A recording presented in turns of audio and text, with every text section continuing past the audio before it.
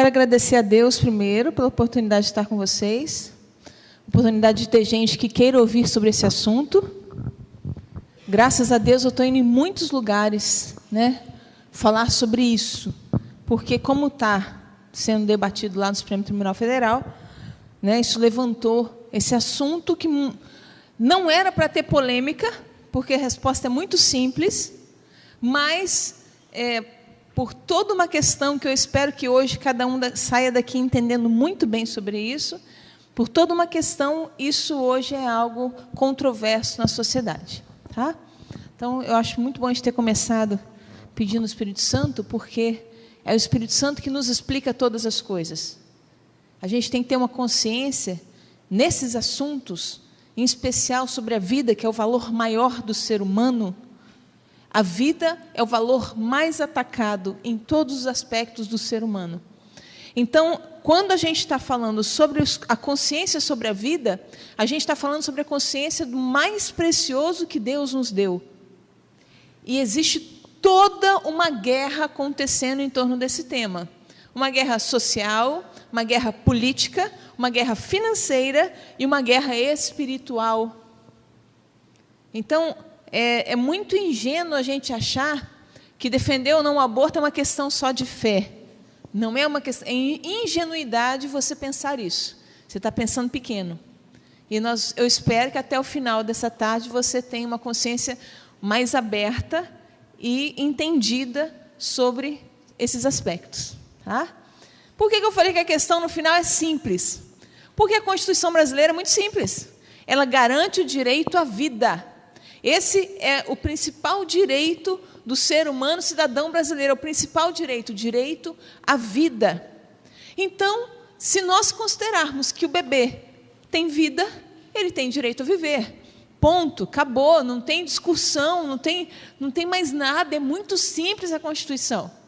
Eu acho, eu vou falar porque está no YouTube, né? Foi algo público, né? Eu gosto muito do programa dela, a Rita Lobo, que faz um programa de culinária.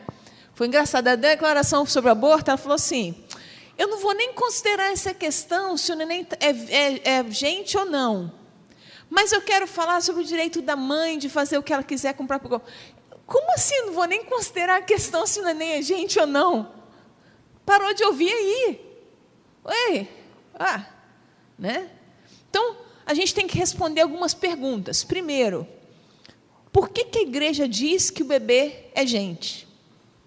A igreja, gente, ela nos dá a luz sobre aquilo que é fé. E ela corrobora aquilo que é verdade. Então, aquilo que é verdade, a igreja vê, eu sou o caminho, a verdade e a vida. A verdade são traços de Deus espalhados para que o homem descubra e chegue cada vez mais ao entendimento mais perfeito de quem é e de como Deus é. Então, quando a igreja diz algo sobre a verdade, ela também está falando algo que a ciência comprovou ou não. Então, por exemplo, nessa questão do neném ser pessoa ou não pessoa, a medicina evoluiu muito nos últimos anos. Você vê, por exemplo, meus pais não tinham nem raio-x direito.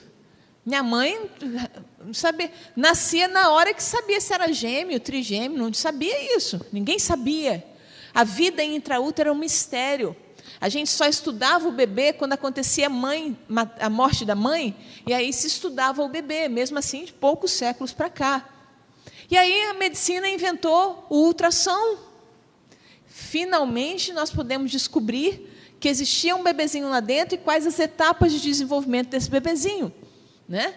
Então, até então, a gente via o bebê que se tornava, entre aspas, pessoa com 6 semanas, porque tinha coração batendo. Opa, então, a partir de 6 semanas, a gente já sabe que tem um ser ali. A medicina evoluiu mais e mais e mais, e fomos descobrindo a ciência com microscópio, a fertilização, como acontece, as reações moleculares. E aí nós aprendemos que eu e você temos um DNA. O DNA humano é um DNA 46, tem 46 cromossomos, mais os 2 sexuais. Então, isso é uma célula humana madura. A célula feminina, o oócito secundário, ele se divide e fica prontinho para encontrar um espermatozoide, que é a parte do homem. O óvulo secundário tem 23 cromossomos, metade de mim e de você. Metade. E o espermatozoide também tem 23. Quando esses dois se juntam lá na trompa da mulher, aí surge uma célula, que é uma célula totalmente nova, com um DNA que nunca existiu e nunca mais vai existir. Uma nova combinação genética que ninguém mais tem. Hoje em dia a gente sabe que nem os gêmeos, porque tem as interferências ao longo da formação, tem as interferências externas que mudam o nosso DNA também. Então, aquela célula formada por aquelas duas metades forma um ser humano com um DNA que nunca existiu. E aquela célula, aquele zigoto, tem potencial, se receber nutrição, tem potencial de desenvolver plenamente um ser humano, como eu e como você. Entendido? Então, quando a ciência teve a luz desses fatos, a igreja então declarou que a partir do novo ser humano existe vida. Todas as polêmicas em relação a aborto, em relação à data de realização do aborto, giram em torno dessa medicina fetal. Então, por exemplo, por que estão discutindo a questão até 12 semanas poder se fazer aborto?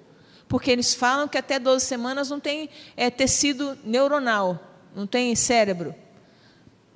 Um dado totalmente manipulado, porque as etapas de desenvolvimento, já nessa etapa existe o cérebro primitivo que está se desenvolvendo, é um contínuo.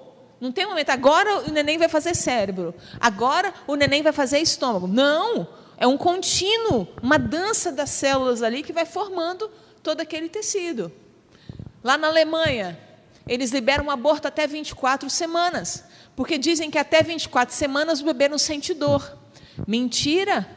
Já tem diversos estudos que comprovam que o bebê sente dor desde o início, tem reação. Quando vai acontecer um aborto, eles medem os batimentos cardíacos.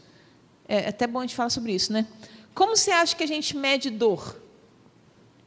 Como a medicina mede dor? A gente tem uma escala que é totalmente subjetiva, que fala assim, Rômulo, de 0 a 10, 0 você está sem dor e 10 é uma dor insuportável, qual nota você dá para a sua dor? Ah, eu dou 7. A gente dá o remédio e tal. E agora, que nota você dá para a sua dor? Agora eu dou 4. Então, é uma escala subjetiva. O neném não tem uma plaquinha para ficar, estou com dor, 8, estou com dor, né? Mas o corpo humano, ele reage à dor com diversas manifestações. A nossa pupila dilata, nosso batimento cardíaco aumenta, a gente tem sudorese quando está com dor, a gente fica agitado quando está com dor. Então, vários estudos mostram que o feto, quando está acontecendo o aborto, acontece um ataque cardíaco fetal. O coraçãozinho do bebê dispara. Será que isso não é um sinal de dor? Então, tem uma médica, doutora Jerônima, lá de Portugal, que comprovou que o neném já sente dor de 12 a 18 semanas, já começou a ter dor. Certo? Eu até procurei, estudei bastante, mas eu resolvi não ficar trazendo muito para vocês estudos. Sabe por que eu resolvi não trazer muito para vocês estudos? A medicina, os estudos científicos, eles são patrocinados. Eles são patrocinados por quem tem dinheiro para pagar. E hoje em dia, quem tem dinheiro para pagar, em especial no Brasil, por exemplo, são os laboratórios. Então, no Brasil, não há nenhum interesse em comprovar que o neném tem ou não dor. Nos Estados Unidos, tem muitos estudos sobre isso. Só que nos Estados Unidos, o aborto, na maioria dos estados, é legalizado. E as clínicas de aborto são clínicas que movimentam um imenso continente de dinheiro. É muito dinheiro. Um aborto no Brasil é feito por R$800.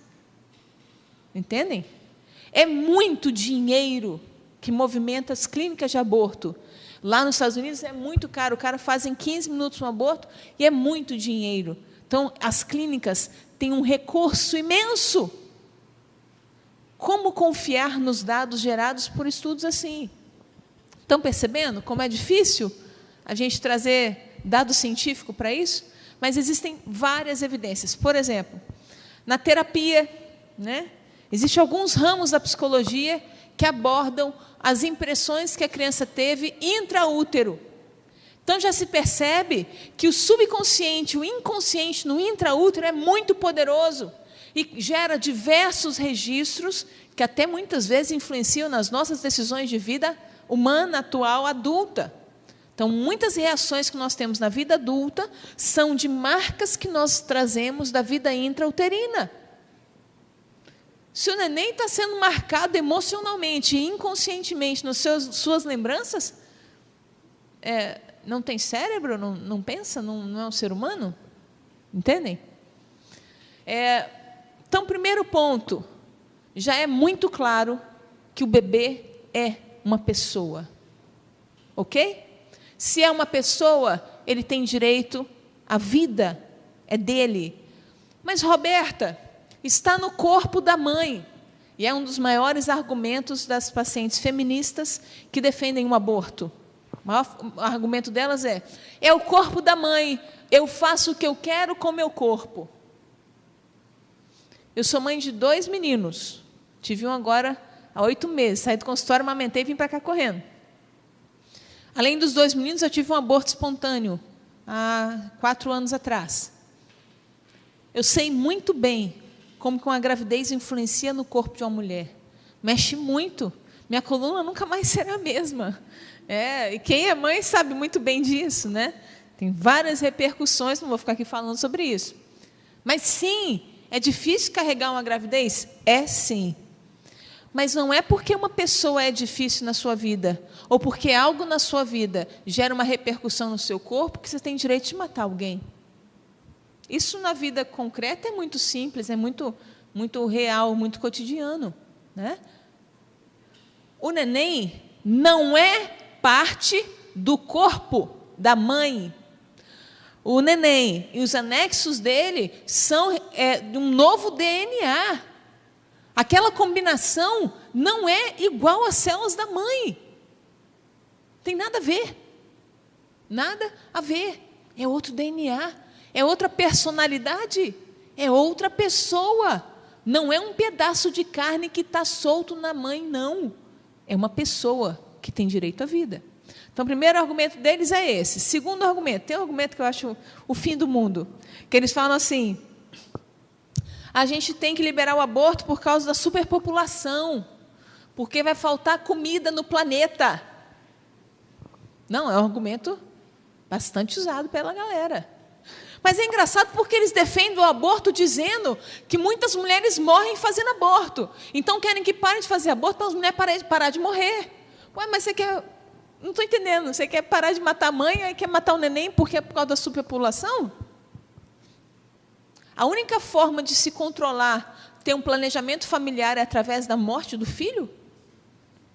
Existem diversas maneiras saudáveis de se fazer um planejamento familiar, uma orientação sexual digna, um respeito pela sua própria dignidade, até porque essa visão absurda de que a sexualidade pode ser exercida sem as suas consequências tem destruído a sociedade em diversos aspectos.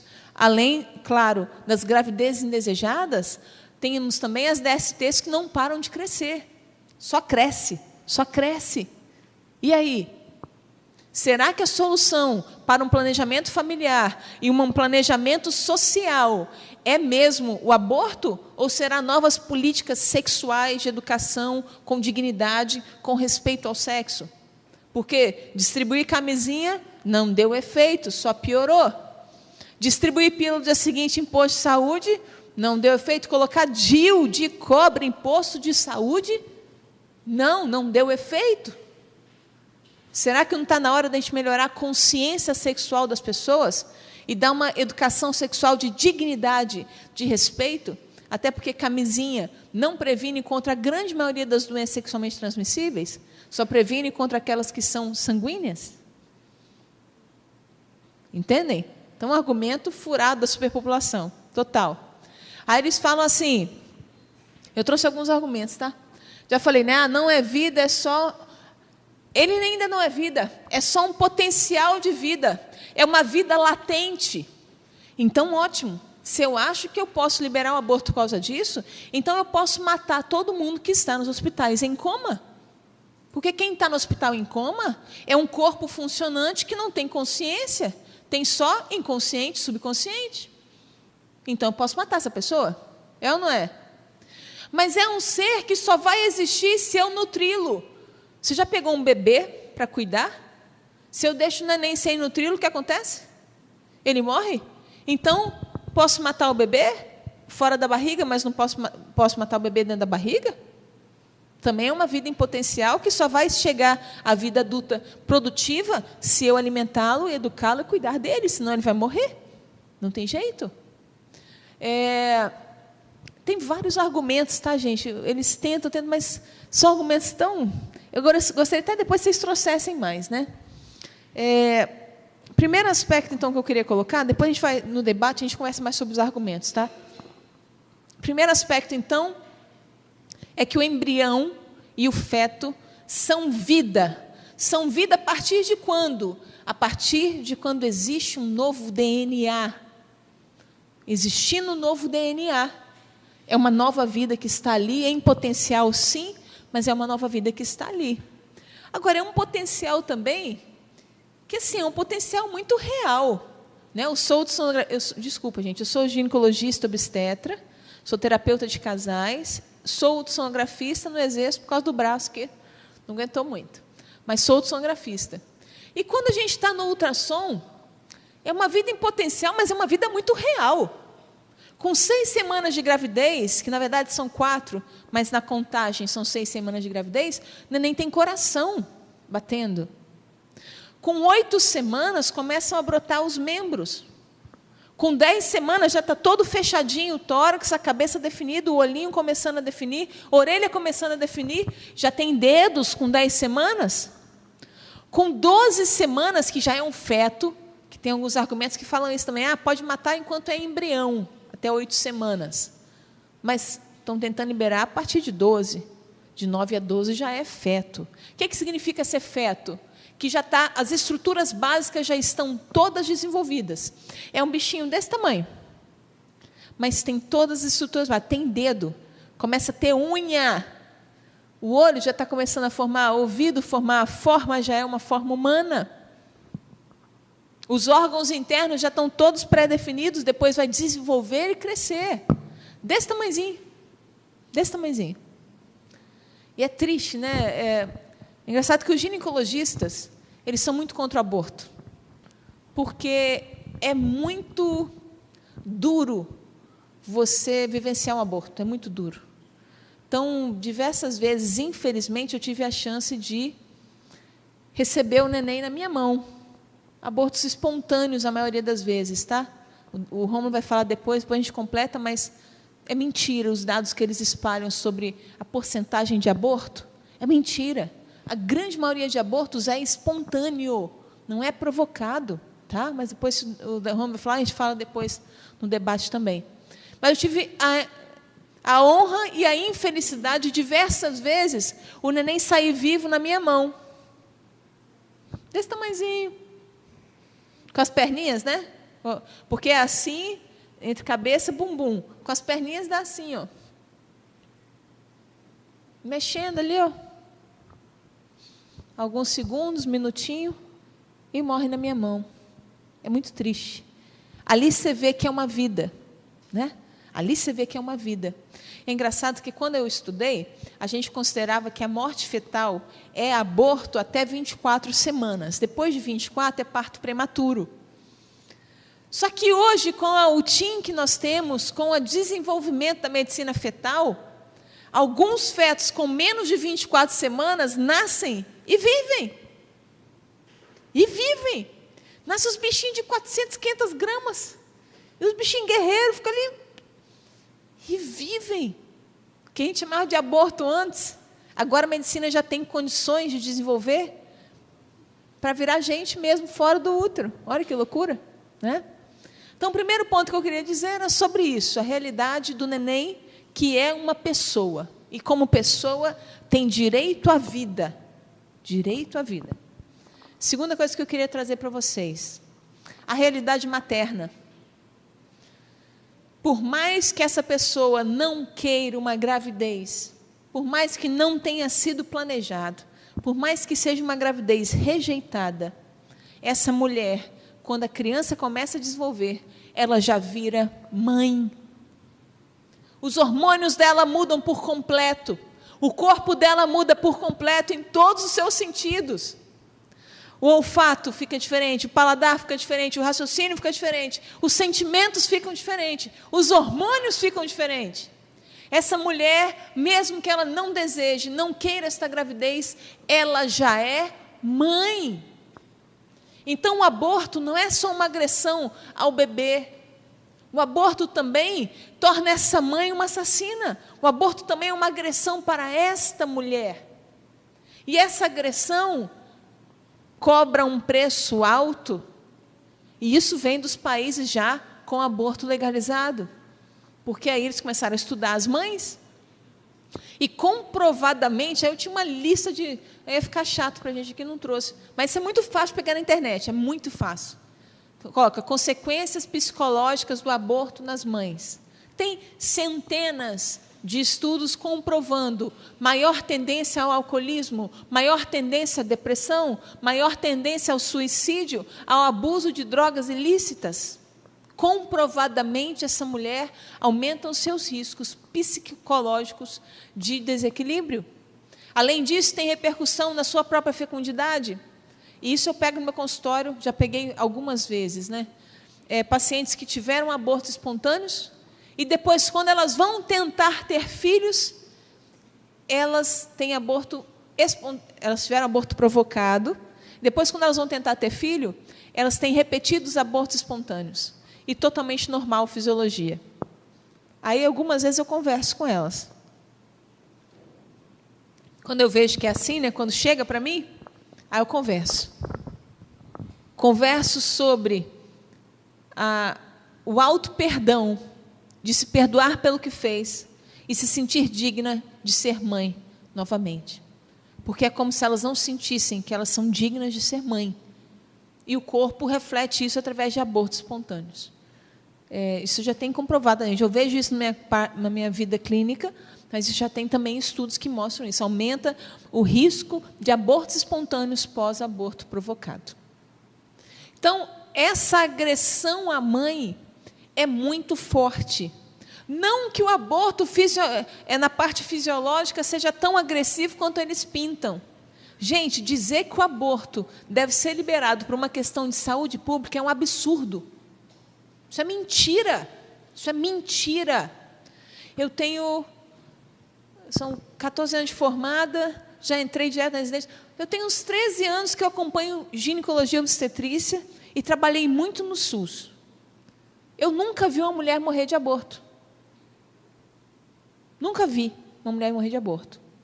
Eu já vi uma mulher ter complicação de um aborto espontâneo que teve que fazer curetagem, infeccionou. Sabe o que aconteceu? Ela ficou no hospital, tomou antibiótico na veia, curou a infecção e foi embora para casa. Aborto que infeccionava antes eram aqueles abortos que aconteciam na roça, que a mulher pegava um pedaço de pau, um pedaço de madeira, enfiava lá dentro para tirar o neném. Quando vem de fora para dentro. É assustador, né? Mas é assim, né? Mais assustador é o aborto feito nas clínicas, tá? É mais assustador. Quem defende o aborto devia ganhar um ingresso para assistir um aborto ao vivo.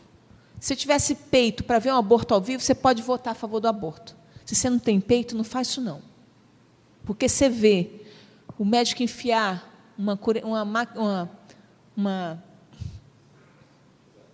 sugador é depois, né? Ele enfia uma coche, que é uma pinça com dente, e começa a puxar um braço, depois ele puxa a perninha, depois ele puxa o intestino. A cabeça, às vezes, ele tem que esvaziar para puxar. Existem alguns países que liberam um aborto até o término da gravidez. Aí, para não ficar picotação total, às vezes o médico faz o parto do neném pélvico, enfia uma injeção, mata o neném, esvazia a cabeça para poder tirar o neném. Então, quem é a favor de aborto, devia ter peito de assistir um aborto. Assiste um, e depois você me diz se é algo tranquilo de se fazer com alguém. Se é algo que deve ser liberado pela lei para ser feito. Vamos voltar, né? Então, aborto que infecciona é um aborto muito mal feito. O aborto, em geral, ele tem os riscos naturais de uma curetagem, risco de sinéquia, de grudar, risco de ter infecção, risco de perfuração uterina, que, se for tratado, é algo muito simples de ser tratado, gente. É algo tranquilo de ser tratado. Então, dizer que você tem que liberar um aborto para diminuir a mortalidade materna, mãe morre de pré-eclâmpsia, não é de aborto. Não é de aborto. Então, tem vários dados aí que são bem mentirosos, tá? Mas, enfim. Mas a mãe é sofrido para ela. E é engraçado que tem alguns estudos lá dos Estados Unidos, onde o aborto é liberado. Já tem estudos que comprovam que 80% das mulheres que fizeram aborto, elas dizem que, se elas tivessem um apoio familiar, elas não tinham cometido o aborto. Vou repetir. 80% das mulheres que fizeram aborto disseram que, se elas tivessem apoio familiar, elas não fariam aborto. Então, me diga, o aborto é uma questão pessoal da mulher ou uma questão social? Estão entendendo? É uma questão do desejo da mãe de ter liberdade de matar seu próprio filho? Ou é uma questão de falta de possibilidade que, se tivesse um apoio social, essa mulher poderia, sim, se tornar mãe? Quais saídas para o aborto, então? O que fazer? Eu vou tocar em pontos polêmicos, tá? Deixando para o final. Que saídas, então? O que a gente pode fazer, então, ao invés do aborto? Primeiro, a educação sexual. Educação sexual. Não essa besteirada que estão falando de que pode transar à vontade com quem você quiser, desde que use camisinha. O adolescente não absorve isso. Ele usa camisinha 50%, 60% das vezes, olhe lá. A orientação sexual que deve se dar é da maturidade sexual, do desenvolvimento do ser humano como um todo na sua dignidade, para que ele perceba a grandiosidade do sexo e possa, assim, lidar com a sua sexualidade de maneira digna, responsável, para que possa assumir as consequências dela, sendo uma doença ou sendo uma gravidez. Então, isso é planejamento familiar, isso é dignidade, isso é orientar os adolescentes e os jovens naquilo que eles devem fazer. Segundo ponto, gente, vocês conhecem casais que querem adotar? Eu conheço diversos casais que querem adotar. E hoje o sistema brasileiro de adoção é, infelizmente, bastante obsoleto, bastante lento e difícil. Hoje, um casal com a família estruturada, com condições, com um bom acompanhamento psicológico, esse casal demora, em média, 2, 3, 4 anos para conseguir um bebê para adoção. Temos uma fila de espera de pais querendo adotar bebês. Por que então, em vez de liberar o aborto, a gente não usa o recurso para melhorar o nosso sistema de adoção, para motivar as famílias a adotarem crianças, e damos uma estrutura de clínica para que essas meninas tenham seus filhos e entreguem seus filhos para adoção? Porque, se ela não quer, tem quem queira. Se não quer essa vida, tem quem queira. Tem famílias que estão doidas querendo dar amor para uma criança. Você não quer a sua? Tudo bem. Existem condições de vida difíceis, existem realidades difíceis, tudo bem. Mas dá a chance dessa criança viver e ser amada? Porque tem gente que quer amá-la. Então, vamos melhorar as filas de adoção? Antigamente era muito assim, né? Às vezes as famílias tinham já 10 filhos. Mas, se a vizinha tinha um filho que não podia criar, a mãe falava: daqui, Não é que eu crio para você, crio aqui. Era ou não era? Era sim. Porque as pessoas tinham na consciência o que é ter filho. Que não é ter filho, é dar a vida para um filho. É doação, é dar-se, é entregar-se, é cuidar dele. Tá? E aí a gente toca num ponto polêmico, por exemplo, a questão do estupro. Porque eu estou aqui para falar não sobre lei, eu estou aqui para falar sobre a vida. E aquela criança que está no ventre, ela é vida. Mesmo que ela tenha nascido e sido gerada num ato de maldade, num ato de agressão, num ato traumatizante e terrível como estupro. Não estou de forma nenhuma diminuindo a marca e o trauma que o estupro pode causar em alguém. Eu só estou te falando o seguinte, que o mal que fica dentro de nós não é o mal que nós recebemos, é o mal que nós geramos. Então, se você foi agredida, se você sofreu esse mal, isso vai passar. Isso pode ser superado pelo amor. Isso pode ser superado pela sua decisão de viver e ser feliz, apesar do mal de que alguém tentou colocar em você. Mas a decisão de matar alguém e matar um filho, ela parte de você. É pior. Matar o filho é pior do que o estupro que você recebeu. Entendem? Porque você está viva. Você tirar o direito de alguém viver é pior. Eu vou só fazer um parênteses, né? Já que a gente está no mês de setembro, né, amarelo, prevenção do suicídio. Eu queria fazer uma palestra inteira sobre suicídio, mas não pode, né? Não é esse o tema. Mas eu quero dizer o seguinte, e falo com o coração apertado e triste, porque já tive vários amigos que se suicidaram. Pessoas, falo com o coração de quem ama, tá? Mas o suicídio é o pior pecado que o ser humano pode cometer. O atentado contra a vida e contra o dom de Deus para mim, contra o dom mais valioso que eu tenho. Então, busque ajuda, se você pensa nisso, busque ajuda. Hoje em dia, graças a Deus, a medicina está muito evoluída, nós temos tratamento. Nossa, ou vontade de falar sobre isso. Mas não é a hora, né? Depois, se vocês quiserem, vocês perguntam depois sobre isso. Pronto. Vamos voltar aqui no aborto. Hã? Marca outra palestra, Eu vou gravar uma palestra sobre isso.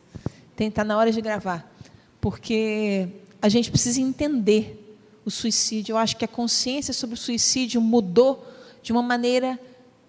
eu vou usar uma palavra de uma maneira demoníaca. Porque hoje se tem a impressão de que o suicídio é uma saída para acabar com a dor, uma saída para acabar com os problemas. Entendam uma coisa, o suicídio é o pior pecado que uma pessoa pode cometer. Quando a pessoa morre por suicídio, se na misericórdia de Deus, aquela pessoa, até o último suspiro, até o último minuto de vida, aquela pessoa se arrependeu profundamente, e essa pessoa viu que não é esse o caminho, que ela não deveria ter feito isso, que se ela tivesse outra chance, ela não faria isso, esse arrependimento pode dar para ela a chance de ir para o purgatório e um dia chegar no céu. Na misericórdia de Deus pode. Mas ninguém que acredita que o suicídio é a saída vai para o céu. Então, irmãos, nós como cristãos, nós temos que entender o seguinte, suicídio não é um caminho para o céu, ok? O arrependimento é.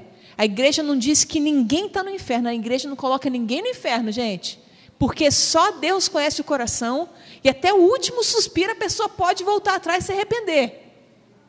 Então, essa pessoa pode ter o céu, mas não é um caminho, entendido? Outro perigo, estão colocando o suicídio como um degrau de evolução da depressão. Irmãos, suicídio não é história natural da doença da depressão. Não é uma opção.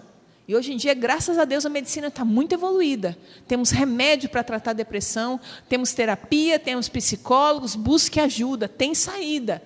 Mas o suicídio não é uma delas. Tá bom? A vida é o dom maior e mais precioso que nós temos. Dom maior e mais precioso. Seja dentro da barriga, seja agora, seja no final. Fechou o parênteses. Então, a questão do estupro. É muito duro. Poderia dar alguns exemplos terríveis para vocês, não vou fazê-lo, porque também seria expor as pessoas. Vou dar alguns exemplos bons, tá bom?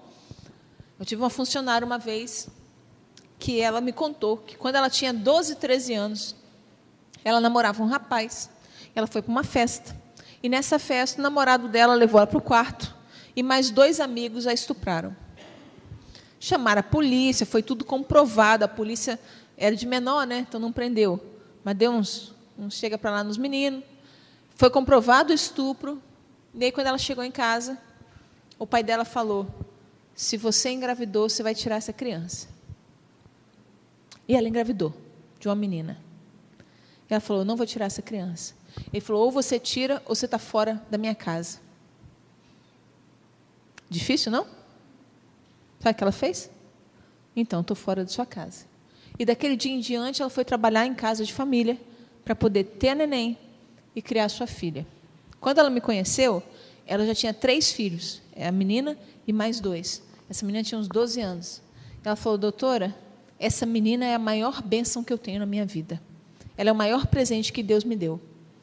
A menina participa de igreja, é uma menina tranquila, gente boa, cuida da mãe, ajuda a mãe. Ela falou: essa filha, para mim, é o maior presente que Deus me deu.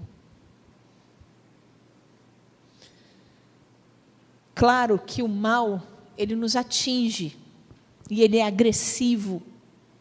Mas o mal só entra dentro da gente se a gente permite. Se de dentro para fora, a gente combate esse mal com o bem, então podemos tirar um bem deste mal. Você foi agredida, foi algo terrível, mas entenda, a fertilidade de uma mulher, no seu auge da vida fértil, 20, 25 anos, tendo relação no dia fértil, a fecundidade é de 60%. Não é 100%, é de 60%, no dia mais fértil. Em geral, num ciclo, olha, tem um dado, por exemplo, um casal tendo relação 2 vezes por semana, durante um ano, ambos saudáveis, eles têm uma taxa de fertilidade de 70%. Só, em um ano. Entendem que se Deus permitiu que uma vida fosse gerada, é porque Ele deseja essa vida. Tive uma outra paciente, ela já tinha uma filha de um namoro, ela não tinha condições financeiras, ela morava na casa da família, e a família sustentava ela e a filha, e ela engravidou de um namoro assim, rápido. Ela veio para o meu consultório desesperada. Falou: doutora, eu vou tirar essa criança, eu estou desesperada. Eu falei: ei, peraí, vamos lá, vamos junto. Eu comecei a acompanhar.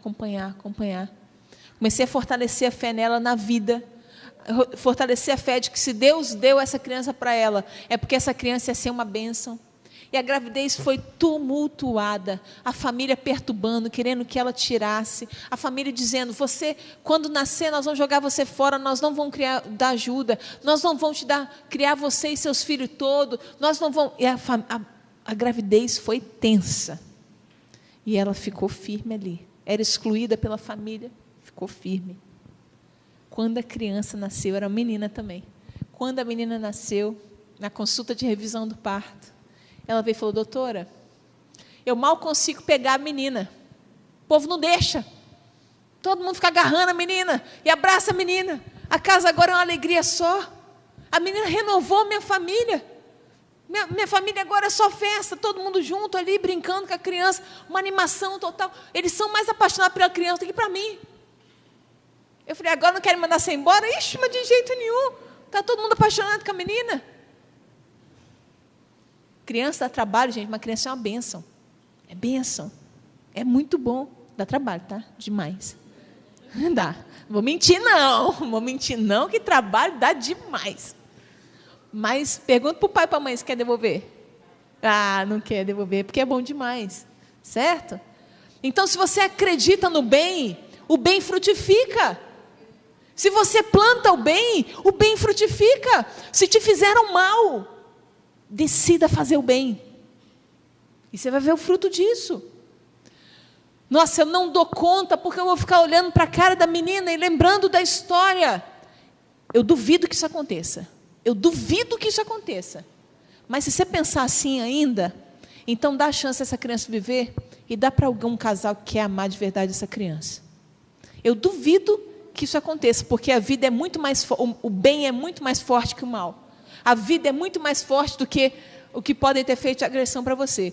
Mas se você tiver com esse medo, dá a chance dessa criança viver e entrega ela para um casal que queira adotar. Entrega ela para adoção, que eu te garanto que você nem vai conseguir entregar para adoção, de tanto que você vai amar essa criança. Outro caso, anencefalia. Também, hoje em dia, né, liberado pela lei, mas sem ter autorização do juiz. A anencefalia é um problema genético do neném, é um problema do neném, em que o cérebro não se desenvolve por completo.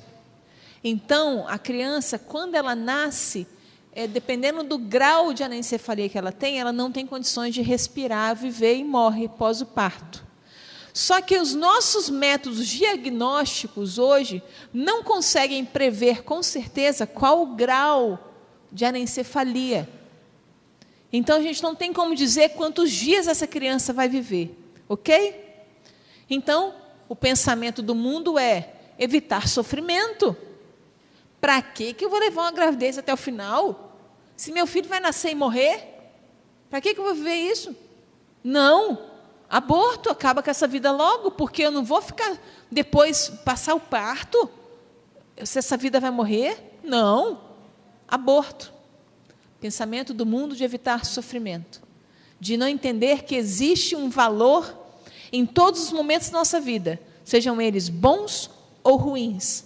Existe valor e existe uma lição a ser tirada de cada segundo da nossa vida, seja ele um segundo prazeroso ou um segundo doloroso, ok? Se Deus te permitiu ter uma gravidez de um filho com anencefalia, é porque Ele queria mostrar algo para você. Ele queria formar você no amor. Porque amor, apesar do conceito deturpado hoje do mundo, amor não é troca. Amor não é gostar do que você tem a me oferecer. Amor não é, nossa, você é tão bom comigo, então eu te amo. Amor não é isso. Amor é doação. Amor é entrega. Amor é dar a vida. Então, se um filho não vai ser bonito, se um filho vai ter problema, eu posso matá-lo?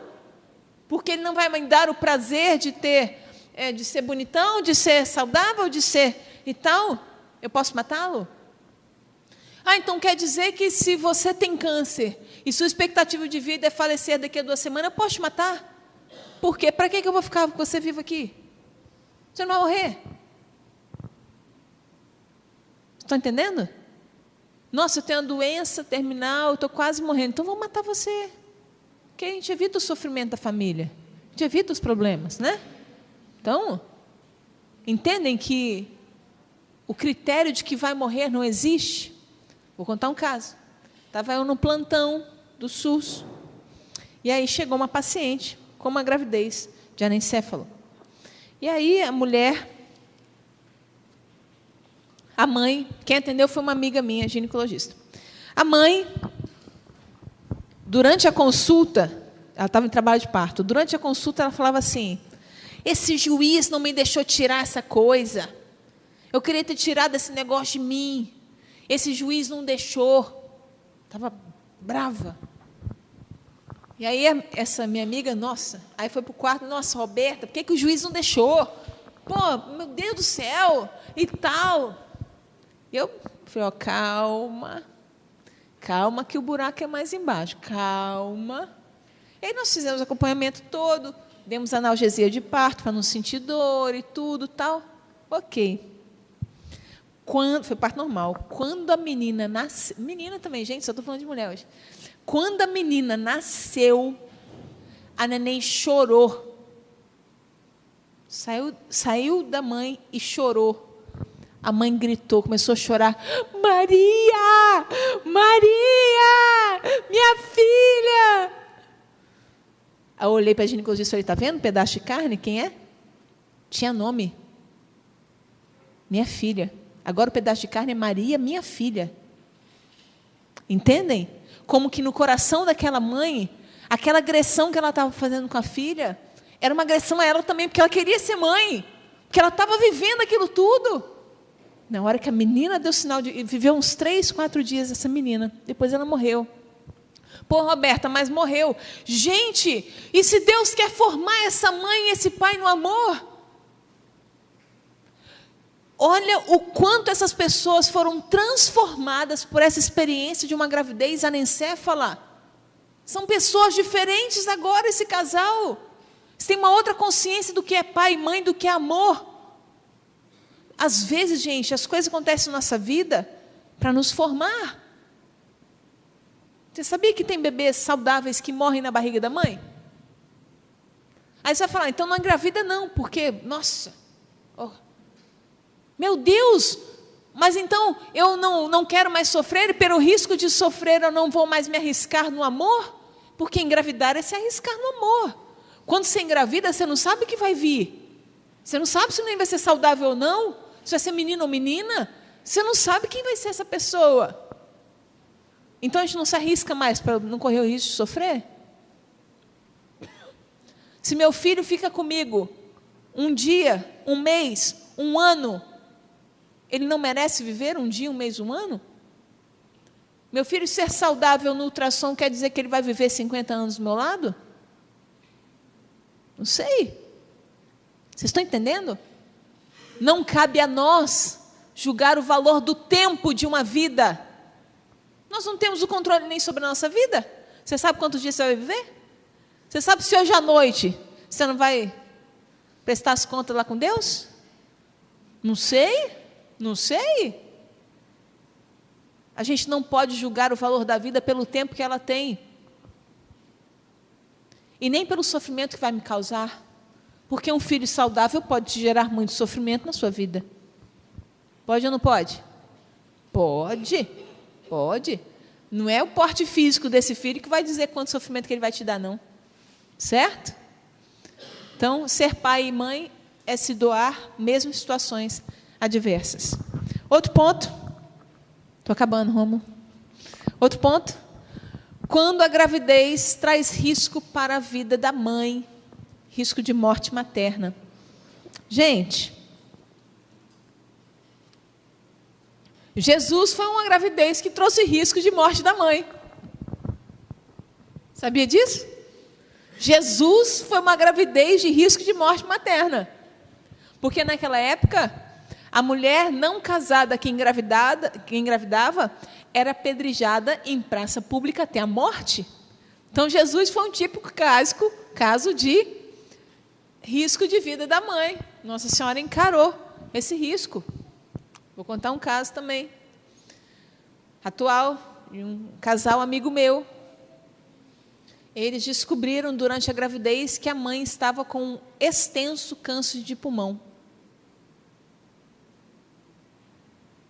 Descobriram no início da gravidez, eles descobriram que a mãe estava com um extenso câncer de pulmão. E essa criança é o terceiro filho do casal. Então tem 2 pequenos, que dependem da mãe e do pai. Ok? E eles são pessoas de Deus. Falaram, de jeito nenhum. Se Deus deu, ele fica. E levaram a gravidez, o máximo que conseguiram. Aquilo que os médicos deixaram fazer já de tratamento durante a gravidez, fizeram. O neném nasceu um pouco prematuro, tiraram um pouco antes para adiantar o tratamento. E a medicina dava dias para essa mulher. Dias. Eles estão dando dias, tem uns 3, 4 anos. Conheci o menino mais do que saudável. Sabe o que é esse menino saudável? Nossa, esse aí tem saúde, hein? Ele tem saúde, graças a Deus, tem bastante saúde, né? E a medicina dá dias para essa mulher, já tem uns 3, 4 anos. E ela está lá criando os filhos dela. Dá o passo na fé, que Deus dá o passo dele também. Entendem? Deus poderia não ter deixado essa gravidez vir? Poderia. Poderia acontecer de, durante o tratamento na barriga, esse neném não ter aguentado, ter morrido? Poderia. Mas o bichinho aguentou. Se ele aguentou, quem é você para tirar? Deixa ele vir. Deixa ele vir. Vou terminar com um exemplo bíblico. Né? Achei super interessante. Padre Edemar, na missa semana passada, eu achei fantástico. Eu nunca tinha pensado nisso. Porque é uma discussão no Congresso, né? De que enquanto é embrião, não tem valor. Virou feto até que... Não, virou feto, tudo bem. Apesar de que isso é... Deixa eu deixar isso claro, tá, gente? E depois eu quero conversar sobre isso depois no debate. Existe um plano muito bem arquitetado, que é a cultura da morte. Liberar o aborto até 12 semanas é só o primeiro passo disso. Só o primeiro passo para a perda de dignidade humana. E aí vem um monte de coisas. Eu até falei no... Vou falar, enquanto não é proibido falar, vou falar. Falei num grupo de jovens lá em Jardim da Penha. Falei, espera que isso aí daqui a uns 5 anos vai acontecer, vocês lembram de mim. No outro dia aconteceu. Eu falei, estou atrasada. Eu estou achando que eles estão devagar demais, eles estão mais rápido do que eu pensei. É o primeiro passo para dizer que animal tem dignidade igual a gente, então pode-se liberar casamento entre homens e animais. Certo? Dizer que a pessoa se identifica como bicho, e que por isso ela pode fazer o que ela quiser como bicho, casar com gato, casar com cachorro, tá? Vocês estão achando que é doideira? Já sabiam que hoje já existe muitos casos de separação entre casais, que eles entram na justiça para disputar a guarda do bicho.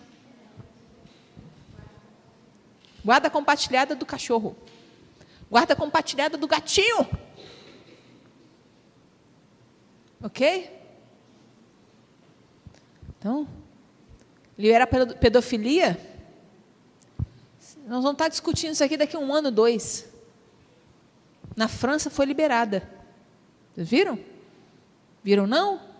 A França liberou uma lei em que não existe mais idade mínima para consentimento sexual. Desde que a criança não comprove, como é que uma criança vai comprovar? Fechou parênteses. Desde que a criança não comprove que houve abuso ou indução, a relação sexual com menores não tem mais idade mínima. Você pode ter relação com criança de 3 anos. Se a criança disser que está tudo bem, se a criança não falar que foi abusada, está tudo certo, não tem mais disso. Ok? Então, é só um primeiro degrau, tá, da cultura da morte que eles estão tentando. Então, temos sim que lutar como cristãos, temos sim que, como cristãos não, como pessoas dignas. Não é como cristãos só não, como pessoas dignas. Temos que defender aqueles que não podem ser defendidos. E para fechar então, Jesus, como embrião, fez algo espetacular. Nossa Senhora recebe a anunciação do anjo, recebe o poder da força do Altíssimo, que concebeu um ser mais espetacular de tudo, um ser homem, fantástico. Nossa Senhora, todas as células dela são XX, são femininas, ela é mulher, só tem XX, não tem Y em Nossa Senhora. E nasce um homem, fantástico, fantástico, sem participação do homem. Jesus é concebido, Nossa Senhora parte às pressas para a casa de Isabel, às pressas. Tinha acabado de ter a concepção. Chegou lá, quando ela chega em Isabel, Isabel diz: que honra para mim é receber a mãe do meu Senhor. Quando a tua saudação chegou aos meus ouvidos, estremeceu a criança, João Batista, no meu ventre. O que é isso, gente? Jesus, embrião, batizou João Batista no ventre da mãe. Embrião vale sim, tá, gente? Nossa Senhora, gravidez com risco materno, e Jesus embrião, fazendo arte já, desde a barriga da mãe. Tá bom? No final a gente conversa mais, vou passar para o Rômulo agora, né? Boa tarde, gente. Bem, já falou meu nome é Rômulo, eu sou pediatra. Eu sou aquele que dá continuidade ao que a Roberta começa, entendeu? Roberta começa e eu vou embora, né? Até lá perto dos 18 anos é comigo ainda. Bem, foi bom a Roberta ter terminado a palestra dela falando sobre a cultura da morte, porque a minha palestra vai ser exatamente isso. Eu vou começar falando das falsas estatísticas e vou explicar para vocês de onde elas vieram. Obviamente não vieram do nada. O que impressiona apenas é que como que estatísticas tão ruins, e eu vou provar para vocês que elas são muito ruins, eu não, né? Os grupos pró-vidas no Brasil, que conseguiram provar, pegando dados do DataSUS. DataSUS é o banco de dados do SUS, que você consegue isso na internet, é fácil, né? Todos os registros em relação à saúde são colocados nesse dado e é fácil acesso, quem quer fazer estudo científico consegue fazer isso com muita facilidade. Então, eles conseguiram pegar um banco de dados muito completo e foi provando que as falsas estatísticas eram muito falsas. Era um negócio assim, não dá para acreditar que grandes organismos internacionais acreditassem numa falsa estatística tão falsa como aquela. Eu vou provar para vocês que é possível, eles realmente não acreditaram, mas compraram por razões escusas, ou, usando a palavra que a própria Roberta usou, demoníacas mesmo, tá bom? Então, vamos falar das falsas estatísticas e a verdade por trás dos movimentos pró-aborto. Bem, quais são as 5 farsas, as principais pelo menos, para justificar a tentativa de fazer a liberação da lei do aborto? A primeira delas é essa, que o número de abortos no Brasil gira em torno de 1 milhão a 1 milhão e 500 abortos por ano. Essa estatística foi mostrada, por sinal, por uma ministra da Saúde do governo Lula, na época, agora esqueci o nome da ministra, e foi utilizado como tentativa naquele governo de fazer a aprovação do aborto. A segunda farsa é a legalização do aborto faz com que o número de abortos diminua. A partir do momento que você libera a lei, o aborto diminui. A terceira farsa, os países que legalizaram o aborto têm um menor número de abortos que o Brasil, ou seja, onde legalizou, tem menos aborto que o Brasil, onde não está legalizado. A quarta farsa, o número de abortos no Brasil tem aumentado a cada ano. E a quinta farsa, quando o aborto é legalizado, a mortalidade materna diminui. Isso a Roberta acabou provando já, e depois vou mostrar estatisticamente falando, que não tem relação nenhuma uma coisa e a outra. Então, como é que se chegou a esse número absurdo de 1 milhão de abortos por ano no Brasil? Primeiro, um grupo de estatística, esse IPPF, que é um grupo de planejamento familiar internacional, Federação Internacional de Planejamento Familiar. Gravem essa sigla que eu vou falar dela na parte final da palestra. Eles pegam o número de internações hospitalares pelo aborto e multiplica por 5, e ali eles deduzem o número de abortos por ano. Já o IPAS, que é um outro organismo internacional pró-aborto, diz que o número de internações hospitalares por conta do aborto devem ser multiplicadas por 6. Qual a explicação para esse cálculo? Nunca houve. É um índice tirado do nada. Eles simplesmente criaram um número, jogaram no meio científico, e isso ficou. Sem grandes explicações sobre isso. Depois vou explicar de onde que veio isso, né? Então, o que o SUS nos mostra? Ou seja, pegando a base de dados do SUS, o que o SUS nos prova? Que, em 2013, nós tivemos aproximadamente 200 mil internações hospitalares pelo aborto, seja ele espontâneo, seja ele provocado. Tá bom? Em 2010, foi realizada uma pesquisa onde se uniu a UNB e a ONG ANIS. A ONG ANIS, para quem não conhece, é uma ONG pró-aborto, uma ONG ligada ao movimento feminista, pró-aborto. E esse estudo, que já não é confiável pelas pessoas que realizaram ela, nos mostraram que 1 a cada 2 mulheres que abortam precisa de internação. Perceberam que o número já é bem menor do que aqueles 4 e 5 que a gente falou. Eu estou falando de uma ONG pró-aborto organizando o estudo. Já é assim, absurdamente menor do que o número que o IPPF e o IPAS utilizaram.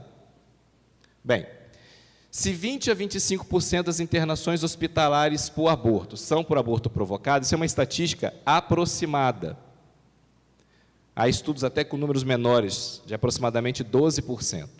Mas vamos tentar ser exagerados, vamos utilizar os 25%, então, como valor a ser utilizado. Então, das 200 mil aproximadamente internações por aborto, se a gente pegar que 25 é provocado, então a gente tem mais ou menos 50 mil abortos provocados por ano.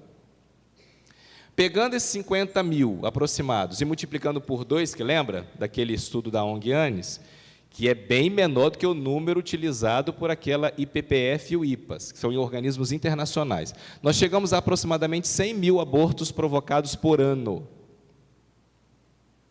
No Brasil, são realizados, então, aproximadamente 100 mil abortos provocados por ano. É 10 vezes menor do que o número colocado por esses estudos de organismos internacionais.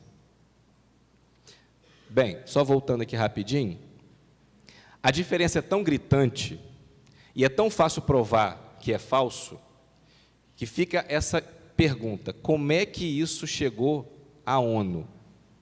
Porque vocês sabem que a ONU, na justificativa de tentar legalizar o aborto no Brasil, chegou exatamente com o número de 1 milhão. Nós estamos falando da ONU.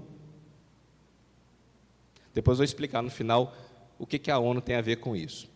Bem, a segunda face é o número de abortos. Quando legalizado, ele diminui. Pois bem, em 1970, Estados Unidos legaliza o aborto. E legalizou via Suprema Corte. Nós estamos próximos a isso acontecer no Brasil também, tá? Não houve aprovação de lei via Congresso lá. A primeira lei pró-aborto que esteve lá foi a Suprema Corte, ou o STF que nós temos aqui. Vendo que não conseguia por uma via, tentaram pelo ativismo judicial. Isso em 1970. E em 1970, segundo os números, lá eles são bem criteriosos das armazenagens de dados, né? Tinha aproximadamente 200 mil abortos por ano. E é importante isso, numa população de aproximadamente 200 milhões. Isso é importante porque você tem que fazer, logicamente, em relação ao número total da população, né? Legalizou o aborto, 5 anos depois já era 1 milhão. 5 anos depois já era 1 milhão de abortos. E em 80 já tinha chegado a 1,5 milhão. Dados comprovados, né? Aí, em 89, não teve muito aumento, em 98 houve queda, 2000 queda, 2008 queda. Por quê? Essa aqui é a curva dos Estados Unidos. Aquele pico que vocês estão vendo lá, por volta de 1980, aconteceu porque o governo republicano de Jimmy Carter, né, que é o nome dele? É o governo Carter, começou, vendo o absurdo do aumento de aborto que estava acontecendo lá, resolveu sancionar leis para poder tentar dificultar o aborto nos Estados Unidos, já que estava legalizado. E o Ronald Reagan deu continuidade a isso, né? E, obviamente, os abortos foram caindo. E toda vez, na maioria das vezes, que um governo pró-aborto assumia, acontecia aquele platôzinho lá, parava de cair o número de abortos. Isso ali, daquele governo de 98, foi o governo do Bill Clinton, tá? Houve a continuidade de queda até 2008, teve o Obama que assumiu, o Obama era pró-aborto, a gente não sabe direito o que veio depois do Obama, e depois do Trump, que começou a sancionar novamente leis para tentar bloquear o aborto, a gente imagina que a partir do governo Trump deve ter tido mais queda. Mas perceba que nunca mais voltou a ser o que era antes, nunca. Mesmo com toda a tentativa de reduzir a velocidade dos abortos, do ganho, apesar de ter reduzido, 1,2 milhão, que é o último número que eu mostrei, para 200 mil, sendo que a população dos Estados Unidos aumentou 100 milhões, proporcionalmente falando, é extremamente desproporcional o crescimento de aborto, o crescimento populacional. Tá bom? Bem, Suécia, a legalização foi em 39, e em 49, 10 anos depois, já era 5 mil. Em 69, 13 mil. E em 2010, 40 mil. Com crescimento populacional lento. Mais um país que prova a farsa. A Espanha é outro país que prova a farsa. Em 85, eles legalizam. Eram 16 mil abortos, aproximadamente, uma população de 38 milhões. Em 90, já era 37. Em 2011, 118 mil abortos. Com crescimento populacional não na mesma velocidade. Inglaterra liberou em 67, e o número só aumenta. Em 2007, o aumento era de 4% em relação a 2006. E o grupo que mais tinha crescimento era no meio dos adolescentes. A Austrália, o aborto é liberado desde 70. Em 85 eram 66 mil abortos. E o número saltou para 71 em 87, 83 em 91, chegando a 88 em 2002. Crescimento não proporcional ao crescimento populacional. Deixei o Uruguai por final, porque o Uruguai é a entrada para a segunda parte da palestra, que eu vou demorar um pouquinho mais de tempo. Apesar disso, vai ser bem curtinha também, porque são tentar ser bem breve. A legalização do aborto no Uruguai aconteceu em 2012. Depois que assumiu o poder o Mujica, né? Acho que todo mundo aqui conhece, e existem partidos políticos envolvidos nisso, eles conseguiram, depois de um preparo do país, o país foi preparado para a aprovação dessa lei. Não pensem que as coisas aconteceram naturalmente, o país foi preparado para que a lei fosse aprovada. Quando chegou no auge da possibilidade de aprovação, eles conseguiram aprovar em 2012, com muitas farsas que eu vou citar na segunda parte da palestra. No primeiro mês da legalização, 200 abortos. Nos meses subsequentes, 300 e 400, ou seja, vai aumentando quase que em dobro. Em 2013, já eram 4.400.000 abortos. 4.400.000 abortos em 2013. Quer dizer, um ano depois, são 4.200.000 abortos a mais. Em 2014, nós já temos 8.000. Um ano depois, dobrou o número. Bem, a terceira farsa. O Brasil tem o maior número de abortos que os países que legalizaram. Será que tem mesmo? O Brasil tem 100.000 abortos, mais ou menos, né? Foi aquele cálculo que eu mostrei atrás, numa população de 200 milhões de habitantes, aproximadamente. Na França, tem o dobro do número de abortos do Brasil, mas numa população de 50 milhões, ou seja, proporcionalmente falando, a França, que é um país onde legalizou o aborto, tem 10 vezes mais aborto que o Brasil. Na Suécia, 40.000 abortos, uma população de 10 milhões, proporcionalmente falando, são 8 vezes mais abortos que o Brasil. Na Inglaterra, 4 vezes mais abortos que o Brasil. No Japão, 4 vezes mais abortos que o Brasil, lembrando que é a proporcionalidade, né? Número de abortos sobre a população que tem. Quarta farsa, nos abortos está aumentando no Brasil. Será? O número de curetagens diminuiu ano após ano, chegando a 12% de queda, de 2008 para 2009. Este dado é coerente com as pesquisas. Que pesquisas? Pesquisa de opinião popular sobre o aborto. O IBOP, em 2003, dizia que 90% da população era contrária ao aborto. O IBOP, em 2005, dizia que a aprovação ao aborto em 2003, 2005, diminuiu de 10% para 3%. A aprovação do aborto aqui é o seguinte: aquelas pessoas que tinham uma opinião formada sobre aborto. Eu sou favorável ao aborto e ponto final. Porque boa parte, 90% era contrário, mas existia uma porcentagem ali que, em algumas circunstâncias, eu não tenho opinião formada, e eram 10% que tinham opinião formada. Eu sou favorável ao aborto. Essa opinião caiu de 10% para 3%. Bateu dúvida na cabeça de muita gente.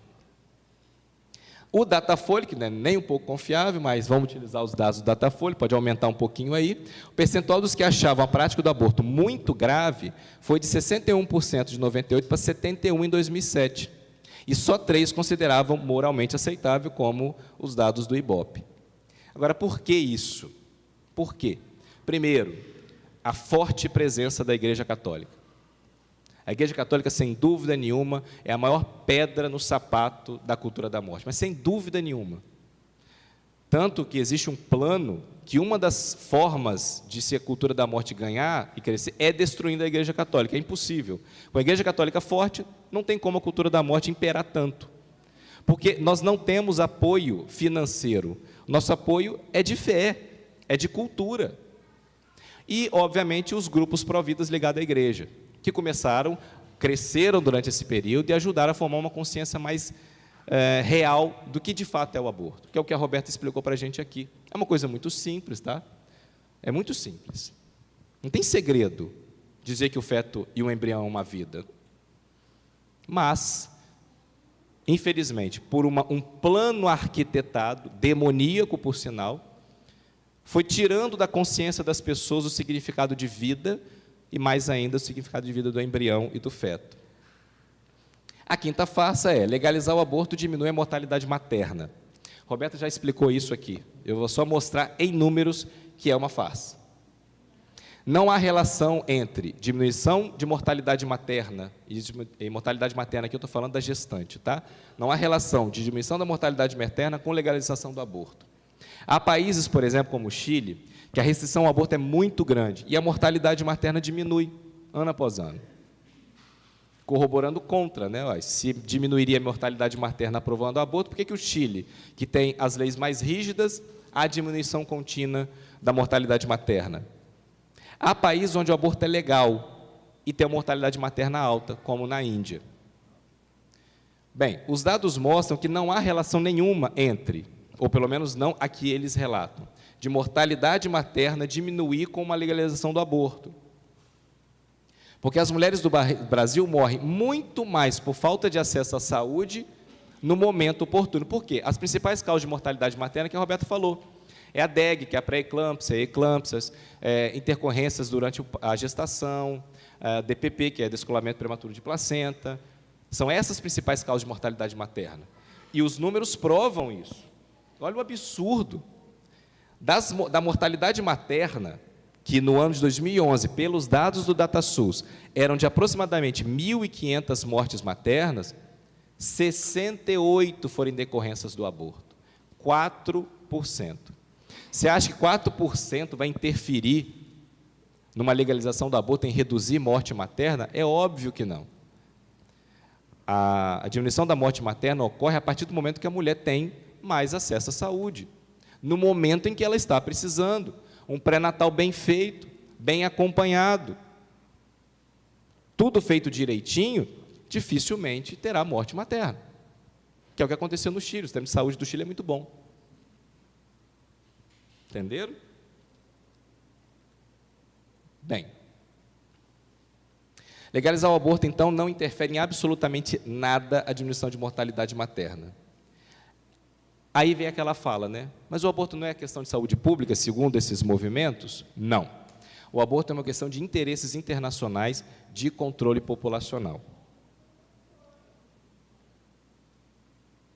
E aqui eu entro na segunda parte, que eu acho que é a mais dura de se ouvir, porque a sensação que eu tive quando eu li esse documento... Mô, traz aqui o documento, por favor. Isso aqui é minha esposa, tá, gente? Linda. Amo demais. Falando sobre a cultura da morte. Esse documento que está aqui nas minhas mãos é um documento que foi redigido em 2012 pela Comissão em Defesa da Vida da Regional Sul 1 da CNBB. Então, não é um documento assim, teoria da conspiração, nada. É um documento de um organismo da igreja. Aqui tem 33 páginas altamente detalhadas, que eu, obviamente, não vou conseguir detalhar tudo aqui, sobre o que é o plano demoníaco da cultura da morte. São coisas surreais. Você lê e não acredita que isso está acontecendo debaixo dos nossos narizes e a gente nem tem ideia do que isso estava acontecendo. Que é duro de ver. A gente foi estupidamente manipulado. Estupidamente manipulado.